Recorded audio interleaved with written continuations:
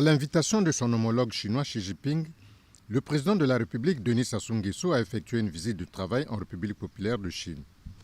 Aux côtés d'autres dirigeants du monde, le chef de l'État a pris part aux travaux du 3e Forum de coopération internationale La Ceinture et la Route, organisé du 17 au 19 octobre 2023, sous le thème « Construction conjointe de haute qualité de la ceinture et la route et efforts conjoints pour parvenir à un développement et à une prospérité commune ».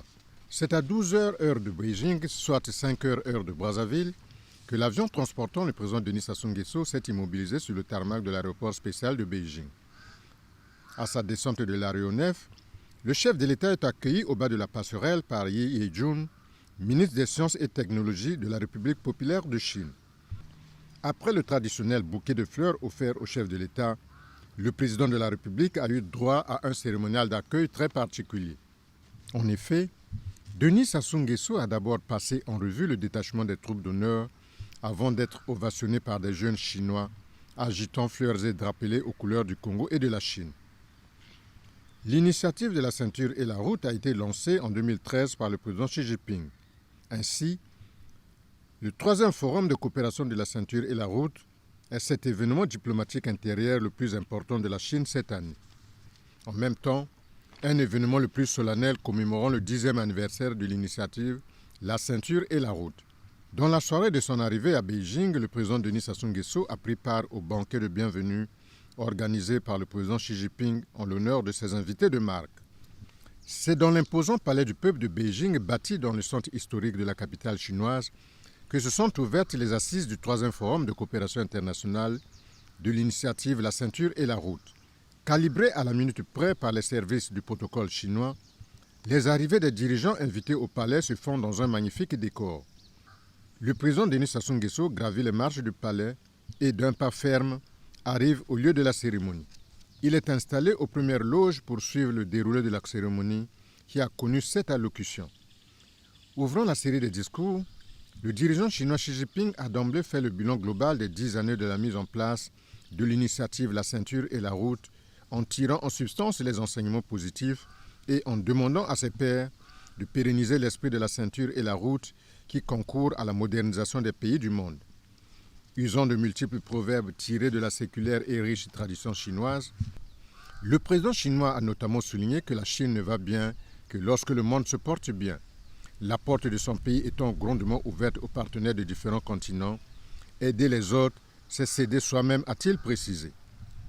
Au-delà des clivages idéologiques et des politiques de bloc dans un monde devenu de plus en plus multipolaire, nous devons tenir le cap malgré les turbulences en travaillant la main dans la main, a déclaré le président Xi Jinping, qui a annoncé 8 actions à mener en vue de soutenir la politique d'une coopération de qualité. Le soutien d'une économie mondiale d'ouverture, le développement d'une coopération pragmatique, la promotion du développement vert, le soutien de l'innovation scientifique et technologique, des échanges entre les peuples, le développement de la voie de l'intégrité, ainsi que l'amélioration des mécanismes de coopération internationale de la ceinture et la route. Le président Vladimir Poutine de la Fédération de Russie a quant à lui salué les 10 années de cette importante initiative, orientée vers le futur à travers les principes d'égalité mutuelle dans la coopération. Des principes respectueux de la diversité, de circulation et des droits autonomes du choix de la voie du développement. Enfin, son pays qui va assurer en 2024 la présidence des BRICS élargie entend mettre en place une commission des transports dans le but d'asseoir des chaînes d'approvisionnement durables. Partant des dirigeants du Kazakhstan, de l'Indonésie, de l'Argentine en passant par le Premier ministre éthiopien, ce pays est devenu une plaque tournante entre l'Asie, l'Afrique et le Moyen-Orient pour aboutir au secrétaire général des Nations Unies. Tous ont salué cette initiative chinoise basée sur la vérité des infrastructures qui sont le fondement de la vie des personnes et du développement de l'économie mondiale. L'esprit de la ceinture et la route permettant de réaliser la paix, a conclu Antonio Guterres. Dans l'après-midi, se sont tenus simultanément au centre des médias de Beijing 3 forums de haut niveau avec des échanges approfondis axés sur les thèmes de la connectivité, du développement vert et de l'économie numérique, ainsi que du commerce sans entrave et de la connectivité entre les peuples. Mais surtout des groupes de réflexion, échanges, route de la soie propre, coopération locale et coopération maritime. Dans son discours prononcé au forum de haut niveau sur la connectivité dans une économie mondiale, le président Denis Sassou Nguesso a d'emblée souligné que sa présence à ces assises de Beijing témoigne l'excellence des relations d'amitié et de coopération entre la République populaire de Chine et la République du Congo, ainsi que de l'intérêt du Congo pour une initiative tournée vers des investissements et le développement des infrastructures, cimentant les liens entre les deux peuples. C'est pour nous l'occasion de saluer les initiatives de la Chine, à savoir l'initiative pour la sécurité mondiale, l'initiative pour la civilisation du monde, l'initiative pour le développement mondial, initiative auquel mon pays, la République du Congo, souscrit pleinement et qui épouse harmonieusement l'agenda 2063 de l'Union africaine. Pour le chef de l'État congolais, l'Afrique est une terre d'opportunités aux abondantes richesses naturelles inexploitées en raison des difficultés conjoncturelles et financières. Denis Sassou Nguesso de déclarer qu'en Afrique subsaharienne, le déficit en infrastructures freine d'au moins 2% par an la croissance économique de la région, réduisant ainsi la productivité de 40%. Afin de relever ce défi, les dirigeants du continent ont adopté en janvier 2012 le programme pour le développement des infrastructures en Afrique, en vigueur jusqu'en 2040, a indiqué le président de la République. En guise d'illustration, je citerai le corridor de développement nord-sud, Djamena, Bangui, Brazzaville, Kinshasa, avec un pont route-rail sur le fleuve Congo, point de jonction avec la transafricaine Est-Ouest, Mombasa, Nairobi, Kampala, Kisangani, Brazzaville, Pointe-Noire, reliant ainsi l'océan Indien et l'océan Atlantique. Le chemin de fer Brazzaville-Pointe-Noire en République du Congo. Le chemin de fer Kinshasa-Ilebo en République démocratique du Congo. La navigabilité sur les fleuves Congo et Ubangi. Nous souhaitons, sur l'ensemble de ces corridors, la réalisation de la connectivité numérique. Tels sont également les projets de barrages hydroélectriques à l'instar du barrage de Sounda, du barrage de Cholet entre le Congo et le Cameroun, les aménagements des sites hydroélectriques en aval du fleuve Congo, les projets d'interconnexion en fibre optique entre les pays d'Afrique centrale, les projets de développement de l'agriculture par la mécanisation et l'irrigation, les projets en matière de protection de l'environnement. Dans son propos, le chef de l'État congolais a aussi noté un gap de financement important d'1 centaine de milliards de dollars pour la construction d'infrastructures sur le continent.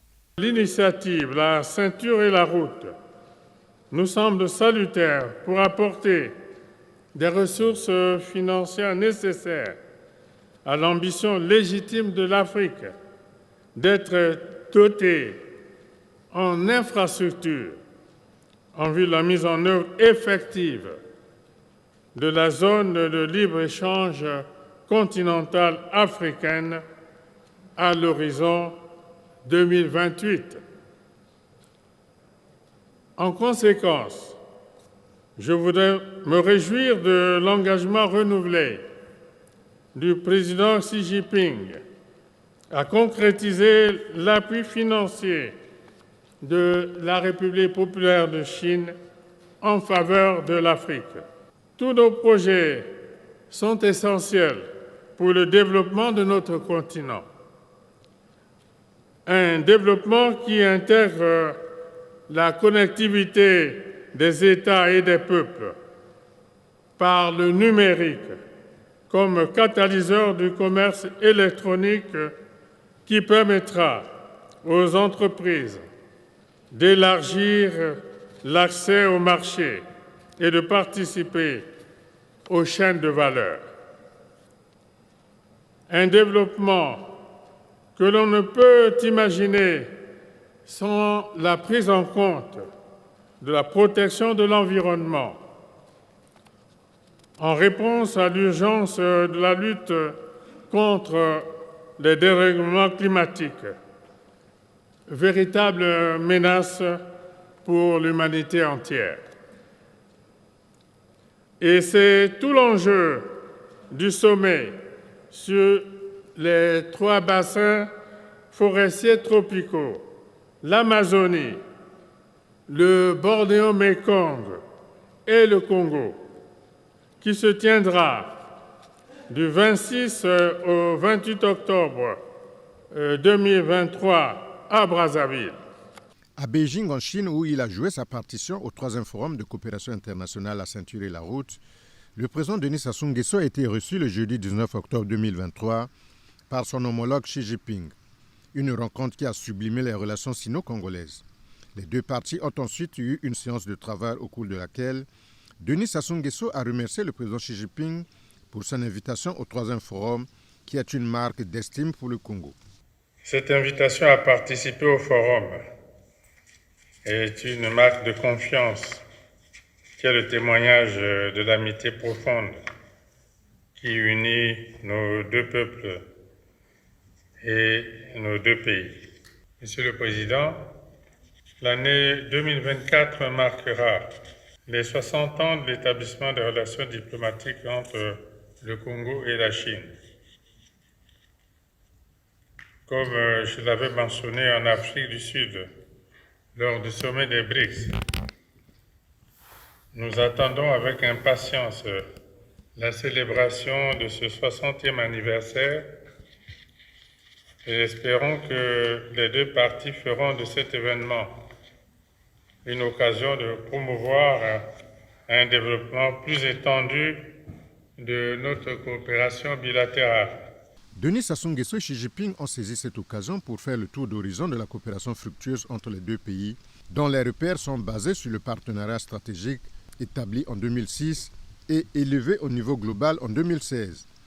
Un levier de développement qui a permis au Congo de se moderniser sur plusieurs plans qui suscitent de l'admiration, notamment la route lourde Pointe-Noire-Brazzaville, les tours jumelles de Mpila, dont l'inauguration est imminente. Le complexe sportif de Kintele et la route Ouando-Makwa-Wesso font également partie des grands projets réalisés par la Chine au Congo. Le développement vert a une place importante dans l'initiative La Ceinture et la Route. C'est ainsi que la Chine est disposée à collaborer avec le Congo dans sa politique de protection de l'environnement. À cet effet, le président Xi Jinping a salué l'engagement et les efforts du président Denis Sassou Nguesso en faveur de la lutte contre les changements climatiques. Enfin, le dirigeant chinois a souhaité plein succès aux travaux du 2e sommet des 3 bassins tropicaux du monde que le Congo va abriter fin octobre courant. Au cours de cette séance de travail, les 2 parties ont eu une convergence de vues pour le renforcement de la coopération entre les 2 pays afin d'obtenir davantage des résultats concrets. En marge des travaux du 3e Forum La Ceinture et la Route, le président de la République a consacré la journée du mardi 17 octobre à une série d'audiences qu'il a accordées aux dirigeants des sociétés chinoises, pour la plupart déjà présentes au Congo et qui entendent investir davantage dans notre pays.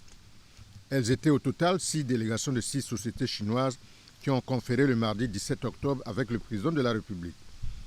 Conduite par son président directeur général Wu Fulin, la délégation de Exim Bank Chine a fait le tour d'horizon des financements dans le cadre des projets finalisés au Congo et d'autres en cours d'exécution, ainsi que de ceux à réaliser dans la perspective de la célébration en 2024 du 60e anniversaire de l'établissement de la coopération sino-congolaise.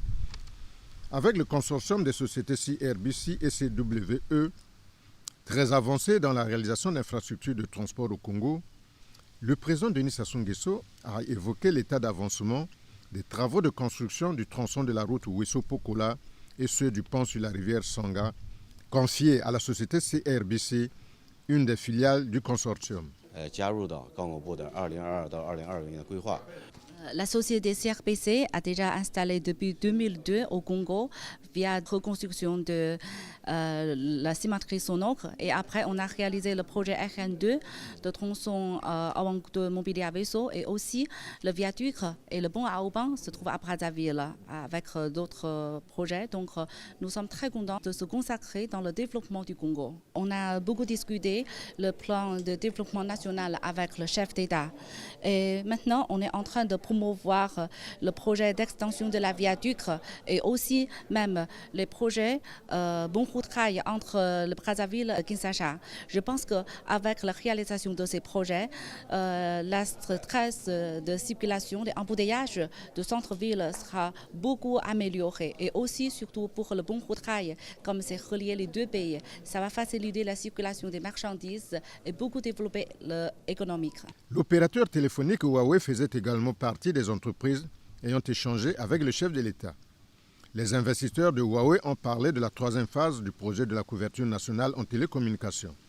Projet inscrit dans le cadre du partenariat stratégique global entre le Congo et la Chine. Les discussions entre le président Denis Sassou Nguesso et la société China State Engineering Corporation ont été focalisées sur les futurs investissements de cette société qui a fait ses preuves au Congo, à travers notamment la construction de la route lourde Pointe-Noire-Brazzaville et du complexe sportif de Kintele. Très dégradé et vieil de plus de 90 ans, le chemin de fer Congo-Océan mérite une cure de jouvence. Afin de permettre au rail congolais d'assurer pleinement son rôle d'infrastructure de transport des marchandises au Congo, le chef de l'État a échangé avec Yang Zhefeng, président directeur général de la société CRCC, qui se propose de réhabiliter le chemin de fer Congo-Océan. On a échangé avec son Excellence, Monsieur le Président de la République, le projet des travaux de réhabilitation pour la ligne ferroviaire, le chemin de fer Congo-Océan. On voudrait, à travers des travaux de réhabilitation de cette ligne ferroviaire, pour rétablir la capacité de transport de cette ligne et rétablir la vitesse de transport de cette ligne, pour contribuer au développement économique du pays. Enfin, le développement de l'agriculture au sens large étant au cœur du programme de gouvernement du président de la République, les investisseurs de la société Cap Fund entendent accompagner la République du Congo dans la production d'engrais à base de potasse et de phosphate afin de booster l'économie nationale congolaise. L'amitié et la fraternité chinoise aidant, tous les investisseurs reçus par le chef de l'État ont gratifié chacun de présents très symboliques, à l'image d'une toile sur laquelle est gravée l'image d'une ville chinoise vieille de plus de 1000 ans. Du vase en porcelaine sur lequel sont représentés 2 paons symbolisant l'harmonie et la prospérité pour le Congo qui a traversé comme d'autres pays la dure épreuve de la pandémie de Covid-19. Denis Christel Sassou Nguesso, ministre en charge de la coopération internationale, brosse le tableau de cette rencontre avec les partenaires chinois. Le président de la République qui a été invité par son homologue le président Xi Jinping à prendre part au 3e forum de la ceinture et de la route de la coopération internationale a reçu en audience un certain nombre d'entreprises chinoises pour faire déjà le point de la coopération sino-congolaise en ce qui concerne le partenariat stratégique global. Et au titre de ces nombreuses audiences, il a commencé par recevoir le président directeur général de l'Exim Bank, avec lequel il a fait un tour d'horizon des différents financements qui ont déjà été réalisés dans le cadre des projets finalisés au Congo et également des projets qui sont en cours d'exécution. Et il a également saisi cette opportunité pour tracer la perspective dans le cadre l'année prochaine des 60 ans du début de nos relations diplomatiques pour voir quels sont les projets qui pourront être mis en exécution dans le cadre donc, de cette coopération. Et à l'issue de cet entretien, le président a reçu un ensemble d'entreprises, à commencer par la société CRBC qui est déjà implantée chez nous puisque c'est eux qui ont réalisé le viaduc. C'est eux également qui ont réalisé le projet en ce qui concerne la route Wesso-Pokola et qui vont également réaliser donc, le pont sur la Sanga. Et c'est également cette société CRBC qui s'engage à réaliser l'extension du viaduc pour aller jusqu'aux tours jumelles en faisant le contournement de la ville de Brazzaville. Et sur l'ensemble de ces projets, le président de la République a défini quelles étaient les attentes de notre pays et la société en a pris bonne note et s'est engagée à se mettre au travail dès lors que toutes les conditions seraient réunies. Le président de la République a également reçu ensuite la société Huawei, puisque c'est elle qui réalise la couverture nationale en télécommunications, qui est un des projets qui était prévu dans le cadre de ce partenariat stratégique. Et ils ont annoncé au président que dans le cadre de l'exécution de la troisième phase de ce projet, un décaissement venait donc d'être exécuté par la banque Exim Bank, ce que le gouverneur avait déjà annoncé au président. Et donc ce projet va s'exécuter de façon tout à fait normale pour arriver à sa finalisation. Le président a également reçu la société China State, qui est la société qui a réalisé le complexe sportif de Kintélé, la route Brazzaville-Pointe-Noire, ainsi que la construction du siège de la BESA Banque à Brazzaville. Et cette société donc a présenté l'ensemble des perspectives qui étaient la sienne dans la suite de ce qu'elle entend réaliser au Congo, puisqu'elle est en train de procéder à la réparation de la RN2 et de sa mise en concession. Et elle s'inscrit également dans la continuité de sa collaboration avec notre pays. À l'issue de cela, le président a rencontré la société CRCC, qui est donc la société chinoise en charge de la réalisation des chemins de fer, qui également a procédé en 2019 à l'étude pour la réhabilitation de notre chemin de fer entre Brazzaville et Pointe-Noire. Et justement, le président a demandé que ce projet soit un projet qui soit mis en priorité, puisqu'il était déjà inscrit dans le cadre des projets du partenariat stratégique global. Et donc le projet a demandé que pour les besoins de la bonne marche de notre économie, nous ne pouvions plus attendre et laisser le chemin de fer continuellement se dégrader, parce que ça a impliqué des coûts supplémentaires. Et le président s'est engagé à reparler de ce projet avec son homologue au cours de la rencontre bilatérale qu'ils auront jeudi, pour que les études soient finalisées et que ce projet puisse démarrer enfin. Et le président de la République a également reçu une société qui s'intéresse à l'exploitation dans le domaine des potasses dans notre pays. Et cette société a eu une rencontre il y a peu avec le ministre d'État en charge des mines. Et le président a présenté la situation à Pointe-Noire, puisque nous avons dans un rayon de près de 150 km des potasses, des phosphates, du gaz, qui nous permettrait de produire de l'urée. Et le projet du président, c'est de vraiment faire en sorte que nous puissions réaliser la production donc des engrais complets, de façon à ce que ces engrais puissent servir à l'agriculture. Donc nous avons vraiment fait au cours de toutes ces audiences un aéropage assez complet de l'ensemble des projets dans le cadre de la coopération bilatérale. Au terme d'un fructueux séjour de travail en République populaire de Chine, le président de la République, Denis Sassou Nguesso, a regagné Brazzaville dans la matinée du dimanche 22 octobre 2023 pour capitaliser avec les membres de l'exécutif congolais les multiples dossiers inscrits dans le plan national de développement PND 2022-2026, notamment l'aboutissement du projet de réhabilitation du chemin de fer Congo-Océan qui intègre la politique d'interconnectivité de l'Afrique, un des piliers de la vocation de pays de transit du Congo, ainsi que l'aménagement des sites hydroélectriques en aval du fleuve Congo par l'installation des barrages sur les ports secs par la dérivation du fleuve Congo et le développement de l'emprise B de la zone économique spéciale de Pointe-Noire.